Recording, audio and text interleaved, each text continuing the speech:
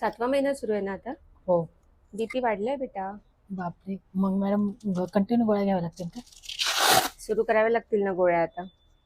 प्रेग्नन्सीमध्ये BP वाढणं म्हणजेच pregnancy induced hypertension किंवा प्री-एक्लेम्पशिया ही एक गंभीर स्थिती असते. याकडे टेन्शन म्हणून दुर्लक्ष न करता याचा उपचार करणं अतिशय आवश्यक आहे. PIH मध्ये कोणकोणती लक्षणे दिसून येऊ शकतात? हातापायांवर सूज येणे, कमी वेळात अचानक वजन वाढणे, डोकं तीव्रपणे दुखणे, पोटाच्या वरच्या भागात दुखणे, वारंवार अंधारी येणे, चक्कर आल्यासारखं वाटणे. या कंडिशनमध्ये सगळ्यात पहिले तर आहारात मिठाचा वापर कमी करा. वेळोवेळी बीपीच्या गोळ्या घ्यायचे आणि रेग्युलर चेकअप करणे फार आवश्यक आहे. तसेच तळलेले पदार्थ, स्पायसी फूड, मीठ, लोणची, पापड हे शक्यतो टाळणे फार महत्त्वाचे ठरते. स्वतःची काळजी घ्या आणि हेल्दी प्रेग्नन्सीकडे वाटचाल करा.